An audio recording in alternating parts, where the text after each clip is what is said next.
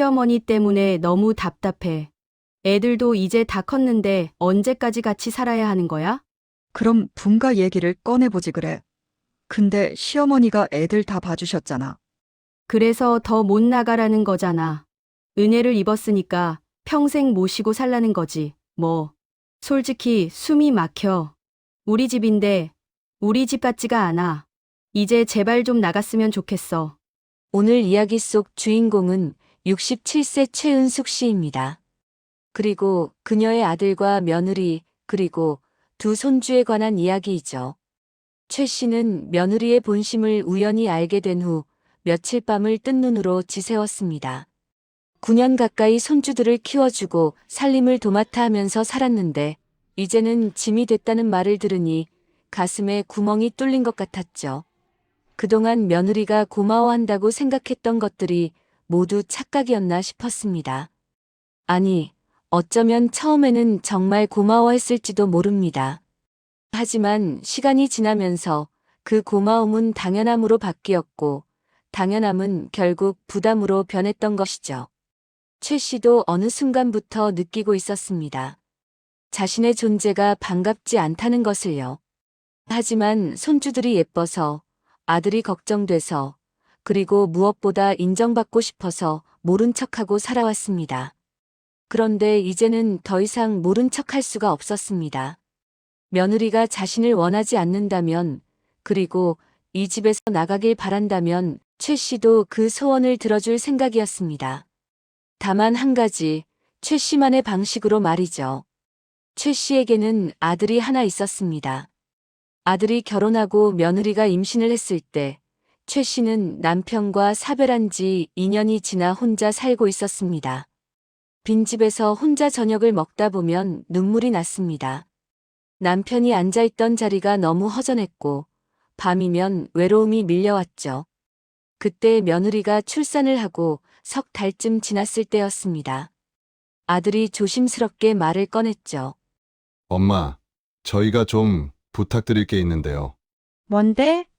저희랑 같이 사시면 안 될까요? 갑작스러운 제안이었습니다. 최 씨는 당황스러웠지만 한편으로는 가슴이 뛰었죠. 나야 좋지. 근데 신혼인데 불편하지 않겠니? 아들이 난처한 표정을 지었습니다. 사실 진서 엄마가 직장에 복귀해야 하는데 애를 맡길 데가 없어서요. 어린이집은 아직 너무 어리고 친정 엄마는 지방에 계시고요. 아, 그래서 네. 그래서 어머니께 부탁드리는 거예요. 물론 어머니 의사가 제일 중요하고요. 며느리도 아이를 안고 최 씨를 쳐다보았습니다. 눈빛이 간절했죠. 어머님. 정말 저희 어머님밖에 없어요. 친정 엄마한테 부탁하고 싶어도 너무 멀리 계시고 저는 일을 해야 해서요. 최 씨는 마음이 약해졌습니다. 사실 혼자 사는 것도 외로웠고 손주도 보고 싶었으니까요. 무엇보다 필요한 사람이 된다는 것이 기뻤습니다. 알았다. 그럼 우리 같이 살자. 정말요? 어머님. 며느리의 얼굴이 환해졌습니다. 감사해요. 정말 어머님 아니면 안 되겠어요. 제가 정말 잘할게요. 그 말이 최 씨에게는 얼마나 큰 위로가 되었는지 모릅니다. 필요한 사람, 고마운 사람. 그렇게 불리는 것이 좋았죠. 그렇게 합가가 시작되었습니다. 최 씨가 살던 30평 아파트로 아들 가족이 들어왔죠. 남편이 일찍 세상을 떠난 후 혼자 살던 집이었는데 다시 사람 사는 기운이 도니 좋았습니다. 그리고 무엇보다 손주 지우가 너무 예뻤습니다. 아이고, 우리 지우 할머니 왔어. 생후 100일쯤 되었을 때부터 본격적으로 최 씨가 아이를 돌보기 시작했습니다. 며느리는 출산 휴가가 끝나자마자 바로 직장에 복귀했죠. 그래서 자연스럽게 아이는 최 씨가 전담하게 되었습니다. 새벽부터 밤까지 아이의 모든 것을 최 씨가 책임졌습니다. 기저귀 갈고, 분유 먹이고, 재우고, 달래고. 허리는 아팠지만 손주가 웃을 때마다 피로가 싹 가셨습니다. 며느리는 퇴근하면 꼭 감사하다고 말했으니까요. 어머님 덕분에 제가 일할 수 있어요. 정말 감사해요. 그 말이 최 씨에게는 큰 힘이 되었죠. 나는 필요한 사람이구나. 고마운 사람이구나. 그렇게 3년이 흘렀습니다. 그리고 둘째 지민이가 태어났습니다. 이제 최 씨가 돌봐야 할 아이가 둘이 되었습니다. 어머님, 너무 힘드시죠? 제가 육아휴직 쓸까요? 괜찮아. 할머니가 있어서 다행이지, 뭐. 사실 힘들지 않다면 거짓말이었습니다. 두 아이를 동시에 돌보는 것은 젊은 엄마도 힘든 일인데 60대 중반의 최 씨에게는 더욱 버거웠죠. 밤에 잠을 자려고 누우면 온몸이 욱신거렸습니다. 무릎은 시큰거렸고 허리는 결렸고 어깨는 뻐근했죠. 하지만 아침이면 다시 일어났습니다. 며느리도 회사에서 야근을 하고 주말에도 일을 가끔 나가는 모습을 보면 안쓰러웠습니다. 아들도 마찬가지였고요. 그래서 최 씨는 더 열심히 했습니다. 새벽 5시에 일어나 아침을 준비하고 첫째, 유치원 보내고 둘째 돌보고 집안일하고 저녁 준비하고 아이들 씻기고 재우고 어머님, 정말 죄송하고 감사해요. 며느리는 늘 그렇게 말했습니다. 그리고 최 씨는 그 말을 믿었죠. 아니, 믿고 싶었습니다. 그렇게 시간이 흘러 9년이 지났습니다. 이제 지우는 초등학교 4학년, 지민이는 초등학교 2학년이 되었습니다. 더 이상 손이 많이 가는 나이는 아니었죠. 할머니, 나 배고파. 그래, 할머니가 간식 줄게. 하지만 여전히 아이들은 할머니를 찾았습니다. 엄마 아빠보다 할머니와 보내는 시간이 훨씬 많았으니까요. 학교 보내고 학원 데려다 주고 숙제 봐주고 밥 해주고 최 씨의 하루는 여전히 바빴습니다. 그런데 어느 날부터인가 며느리의 태도가 조금씩 변하기 시작했습니다. 처음엔 아주 미묘했습니다. 어머님, 애들 간식 너무 많이 주시는 거 아니에요? 그래? 배고프다길래? 요즘 애들 비만 문제가 심각하잖아요. 조금만 주세요. 알았어. 사소한 것들이었습니다. 하지만 그런 일들이 점점 잦아졌죠. 어머님, 지민이 숙제는 제가 봐줄게요. 아, 그래? 난 봐주면 안 되니? 아니, 그런 게 아니라 요즘 교육 과정이 많이 달라서요. 최 씨는 이해하려고 노력했습니다. 며느리가 엄마로서 자기 역할을 찾고 싶은 거겠거니 생각했죠. 그런데 이상했습니다. 며느리는 주말에도 회사 일이 있다며 자주 나갔고 저녁에도 늦게 들어오는 날이 많았습니다. 그러면서 아이들 교육은 자기가 챙기겠다고 했죠. 어머님, 지우 피아노 학원 알아봤어요. 그래? 지우가 피아노 하고 싶대? 제가 시키려고요. 예체능 하나는 해야죠. 그렇게 아이들 스케줄은 며느리가 짜고 최 씨는 그 스케줄대로 아이들을 데려다주는 기사 노릇을 했습니다. 최 씨는 점점 자신이 가족의 일원이 아니라 가정부가 된 것 같은 기분이 들었습니다. 하지만 그런 생각을 하면 안 된다고 스스로를 다독였죠. 며느리도 바쁜데 내가 이해해야지. 그러던 어느 날이었습니다. 며느리가 친구와 통화하는 소리가 들렸습니다. 최 씨는 일부러 엿들으려던 것이 아니었습니다. 빨래를 널러 베란다에 갔다가 우연히 들리는 바람에 듣게 된 것이죠. 시어머니 때문에 너무 답답해. 애들도 이제 다 컸는데 언제까지 같이 살아야 하는 거야? 최 씨의 손이 멈췄습니다. 심장이 쿵하고 내려앉는 것 같았죠. 그럼 분가 얘기를 꺼내보지 그래? 근데 시어머니가 애들 다 봐주셨잖아. 그래서 더 못 나가라는 거잖아. 은혜를 입었으니까 평생 모시고 살라는 거지, 뭐. 며느리의 목소리가 짜증 섞여 들렸습니다. 솔직히 숨이 막혀. 우리 집인데 우리 집 같지가 않아. 이제 제발 좀 나갔으면 좋겠어. 최 씨는 가슴이 철렁 내려앉는 것 같았습니다. 9년이었습니다. 9년 동안 아침 5시에 일어나 손주들 챙기고 빨래하고 청소하고 밥하고 허리 아픈 것도 참고 무릎 아픈 것도 참고 친구들 만나자는 것도 미루면서 살았던 9년. 그 세월이 한순간에 무너지는 것 같았습니다. 근데 그 집 시어머니 집 아니야? 맞아. 그게 문제지. 집도 시어머니 명의고, 그래서 나가라고도 못하고, 그럼 어떻게 할 건데? 모르겠어. 그냥 알아서 나가주면 제일 좋겠는데. 아니면 집이라도 우리 명의로 바꿔주시면 좋겠는데. 어떻게 그 말을 꺼내야 할지 모르겠어. 최 씨는 더 이상 듣고 싶지 않았습니다. 빨래를 급하게 널고 방으로 들어왔죠. 손이 떨렸습니다. 가슴이 답답했습니다. 숨이 막혔습니다. 최 씨는 침대에 주저앉아 멍하니 벽을 바라보았습니다.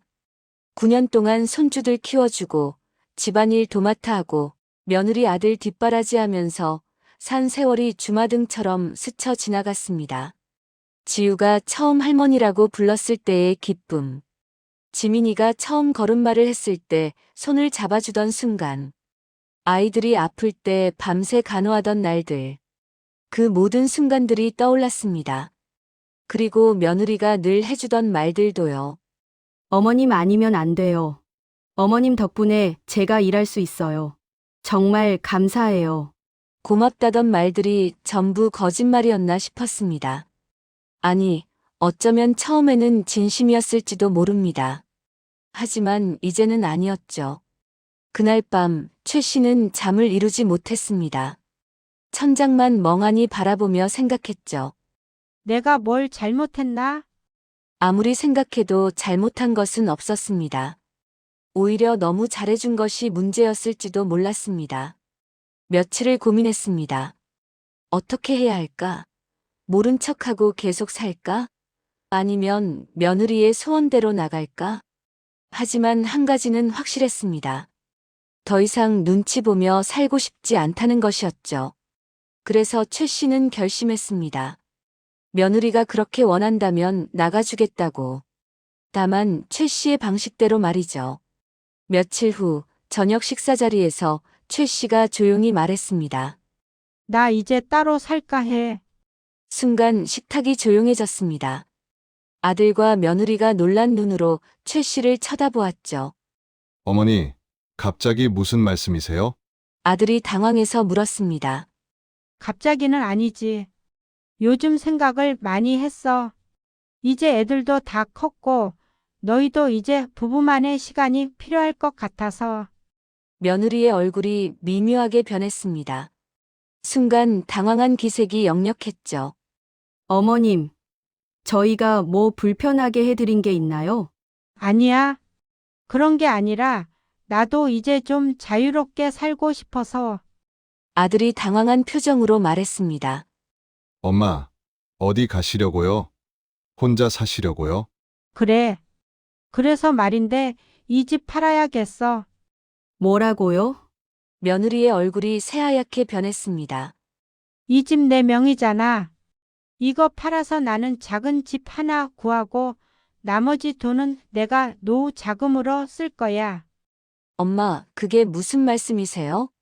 저희는 어떡하고요? 너희는 너희 집 알아서 구하면 되지. 벌이도 있고 둘 다 직장 다니는데 집 하나 못 구하니? 어머님, 저희가 지금 당장 집을 구할 형편이 안 되잖아요. 며느리가 다급한 목소리로 말했습니다. 그건 너희 일이고 나는 내 집 팔아서 내가 살 곳 마련하는 거야. 너희 동의 필요 없어. 내 명의 내 집인데. 엄마, 아들이 소리쳤습니다. 너무 하시는 거 아니에요? 9년 동안 같이 살았는데. 갑자기 이게 뭐예요? 9년 동안 같이 산 것 고마워해야 하는 거 아니니? 최 씨의 목소리가 떨렸습니다. 누가 너희 애들 키워줬는데? 누가 9년 동안 아침 5시에 일어나서 밥 했는데? 누가 허리 아픈 것도 참고 손주들 키웠는데? 그건 그렇지만, 그렇지만 뭐? 이제 애들 다 컸으니까 할머니 필요 없다. 그 소리지? 며느리가 입을 다물었습니다. 최 씨가 알고 있다는 것을 눈치챈 것 같았죠. 어머님, 제 말 들으셨어요? 며느리의 목소리가 떨렸습니다. 그래, 들었어? 우연히 들었지.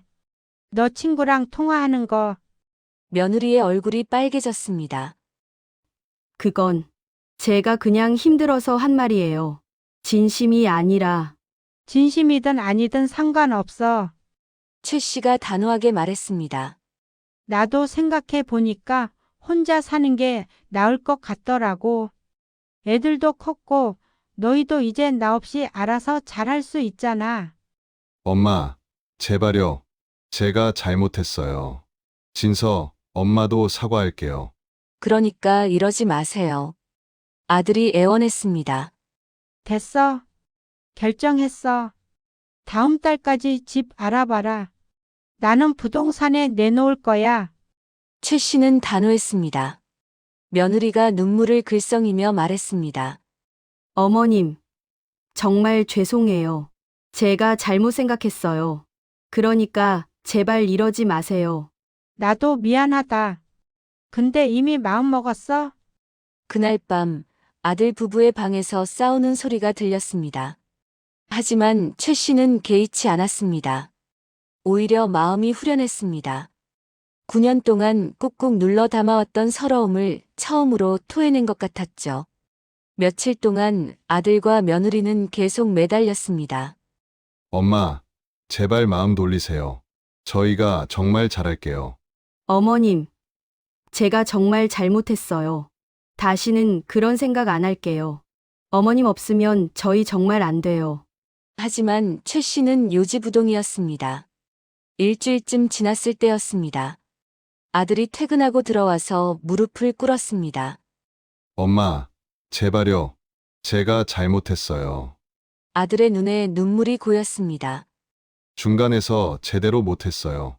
엄마 마음도 제대로 안 챙기고 아내 말만 들었어요. 엄마가 얼마나 힘드셨는지, 얼마나 외로우셨는지 생각도 안 했어요. 며느리도 함께 고개를 숙였습니다. 어머님, 제가 정말 잘못했어요. 어머님 은혜를 잊고 너무 이기적으로 생각했어요. 그동안 너무 당연하게만 생각했어요. 며느리의 목소리도 떨렸습니다. 처음에는 정말 고마웠어요. 근데 어느 순간부터 그게 당연하게 느껴졌어요. 어머님이 애들 봐주시는 게, 집안일 해주시는 게 당연한 거라고 생각했어요. 제가 너무 철없었어요. 최 씨는 한숨을 쉬었습니다. 사실 집을 팔 생각은 없었습니다. 그냥 정신 좀 차리라고 한 말이었죠. 하지만 이렇게까지 빌 줄은 몰랐습니다. 그래, 알았어. 그렇게까지 말하는데 정말요? 엄마, 아들과 며느리의 얼굴이 환해졌습니다. 대신 조건이 있어. 뭐든지 할게요. 엄마, 이제부터 나는 너희 집안일 안 할 거야. 애들도 안 봐주고 나는 내 인생 살 거야. 너희가 다 알아서 해. 네. 그렇게 하세요. 저희가 다 알아서 할게요. 며느리가 고개를 끄덕였습니다. 그리고 매달 용돈 줘. 내가 9년 동안 공짜로 애 봐주고 집안일 한 거 생각하면 그 정도는 받아야지. 네. 드릴게요. 얼마나 드리면 될까요? 100만 원. 며느리의 눈이 잠시 커졌지만 이내 고개를 끄덕였습니다. 네. 그렇게 할게요. 그래서 최 씨는 집을 팔지 않기로 했습니다. 그날 이후 며느리는 정말 달라졌습니다. 아침 일찍 일어나서 아이들 챙기고 저녁도 일찍 들어와서 저녁 준비를 했죠. 주말에도 나가지 않고 집에서 아이들과 시간을 보냈습니다. 아들도 적극적으로 육아에 참여했습니다. 아이들 학원 데려다 주고 주말에는 놀이터도 데리고 갔죠. 처음 한 달은 며느리도 서툴렀습니다. 밥을 태우기도 하고 빨래를 잘못 돌려서 옷이 줄어들기도 했죠. 하지만 점점 나아졌습니다. 그리고 최 씨를 대하는 태도도 확실히 달라졌습니다. 어머님. 제가 저녁 준비할 테니까 편하게 쉬세요. 어머님. 오늘 친구분들 만나신다고 하셨죠? 천천히 다녀오세요. 예전처럼 형식적인 인사가 아니라 진심이 담긴 말이었습니다. 최 씨는 정말로 자유로워졌습니다. 아침에 늦잠도 자고 친구들도 만나고 문화센터도 다니기 시작했습니다. 어머님. 점심 드셨어요? 응, 친구랑 먹었어. 며느리가 웃으며 말했습니다. 좋으시겠어요. 요즘 어머님 정말 활기차 보이세요. 그렇지? 나도 이렇게 사니까 좋더라. 그렇게 6개월이 흘렀습니다. 며느리는 약속대로 매달 100만 원씩 용돈을 드렸고 집안일도 알아서 했습니다. 아이들과도 시간을 많이 보내려고 노력했죠. 최 씨는 이제 정말로 자유로웠습니다. 그런데 문득 생각했죠. 정말 혼자 살면 어떨까? 아들 부부가 아무리 잘해줘도 결국 같은 공간에 있으면 눈치는 보이게 마련이었습니다. 며느리도 아무리 노력해도 어색한 순간들이 있었죠. 밤에 TV를 보다가도 소리를 줄였고 친구를 집에 초대하는 것도 조심스러웠습니다. 그리고 손주들도 이제 컸으니 굳이 할머니가 집에 있을 필요도 없었습니다. 오히려 아이들은 엄마 아빠와 더 많은 시간을 보내는 게 나았죠. 무엇보다 최 씨는 이제 자신만의 공간이 갖고 싶었습니다. 정말로 눈치 보지 않고 자유롭게 혼자만의 시간을 보내고 싶었습니다. 그래서 최 씨는 다시 한번 말했습니다. 나 역시 나갈래? 엄마, 아들이 놀라서 소리쳤습니다. 지난번에 괜찮다고 하셨잖아요. 그때는 너희가 정신 차리길 바라서 한 거고, 이번엔 내가 진짜 원하는 거야. 며느리가 당황한 얼굴로 말했습니다. 어머님, 저희가 뭘 잘못했나요? 어머님 말씀대로 다 했는데 잘못한 거 없어. 너희 잘하고 있어. 그냥 나도 이제 내 인생 살고 싶어서. 엄마, 그럼 어디 가시려고요? 월세 알아봤어. 근처에 괜찮은 투룸 있더라. 월세요? 그래. 이 집은 계속 너희가 살아. 명의도 너희한테 넘겨줄게. 대신 조건이 있어. 아들과 며느리가 조심스럽게 물었습니다. 무슨 조건이세요? 내 월세는 너희가 내줘.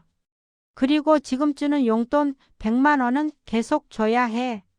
최 씨의 말에 아들과 며느리가 얼굴을 마주 보았습니다. 엄마, 그게 무슨 말씀이세요? 이 집을 저희한테 주시는 건데, 월세를. 이 집이 얼마짜린지 알지? 5억은 되잖아. 그걸 공짜로 주는 거야. 대신 나는 월세 50만 원짜리 집에서 살 거고 그 월세를 너희가 내는 거지. 그리고 용돈 100만 원. 합쳐서 매달 150만 원. 아들이 빠르게 계산했습니다. 계산하면 50개월이면 다 갚는 거네요. 맞아. 4년 조금 넘게. 그 정도면 괜찮지? 며느리가 조심스럽게 말했습니다. 어머님, 그런데 왜 꼭 나가시려고 하세요? 이렇게 같이 살아도 되는데. 너희도 불편하고 나도 불편해. 서로 눈치 보면서 사는 것보다 각자 편하게 사는 게 나아. 엄마, 그리고 솔직히 말하면 나도 내 공간이 갖고 싶어. 최 씨가 조용히 말했습니다. 9년 동안 너희 뒷바라지하고 애들 키우면서 내 시간이 없었잖아. 이제는 나도 내가 하고 싶은 거 하면서 살고 싶어. 늦잠도 자고 친구들도 마음 편하게 만나고 밤늦게까지 TV도 보고. 그냥 그렇게 살고 싶어. 아들이 고개를 숙였습니다. 엄마 마음 이해해요. 죄송해요. 그동안 엄마한테 너무 기대만 했네요. 며느리도 눈물을 닦으며 말했습니다. 어머님, 정말 감사했어요. 그리고 미안해요. 제가 너무 철없었어요. 최 씨가 웃었습니다. 뭐가 미안해. 너희도 잘할 수 있어. 이제 애들도 컸고 너희끼리 행복하게 잘 살아. 나도 내 인생 살고.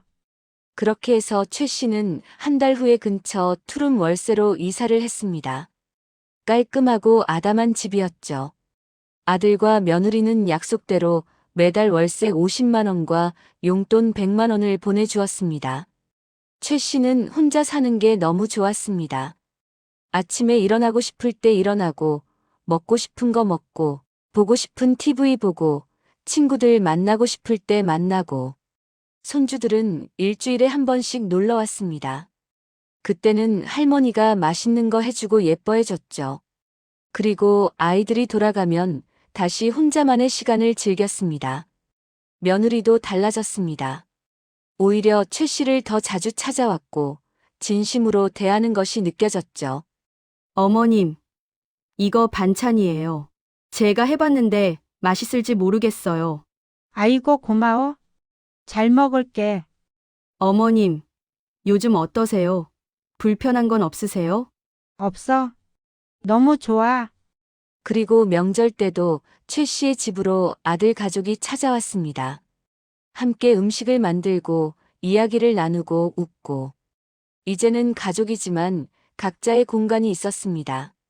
그래서 더 편했고 더 좋았습니다. 최 씨는 창문을 열고 햇살을 맞으며 생각했습니다. 내 인생, 이제부터가 진짜 시작이구나. 67세의 늦은 나이였지만 최 씨는 비로소 자유를 찾았습니다. 그리고 행복했습니다. 며느리의 불평 덕분에 오히려 최 씨는 자신이 정말 원하는 삶을 찾게 된 것이었죠. 9년 동안 손주를 키우며 느꼈던 보람도 있었습니다. 하지만 그것과 별개로 이제는 최 씨 자신을 위한 시간이었습니다. 그리고 이상하게도 떨어져 살게 되니 며느리와의 관계도 더 좋아졌습니다. 서로 부담 없이 편안하게 만날 수 있었으니까요. 최 씨는 커피를 한 모금 마시며 창밖을 바라보았습니다. 자유로웠습니다. 정말로.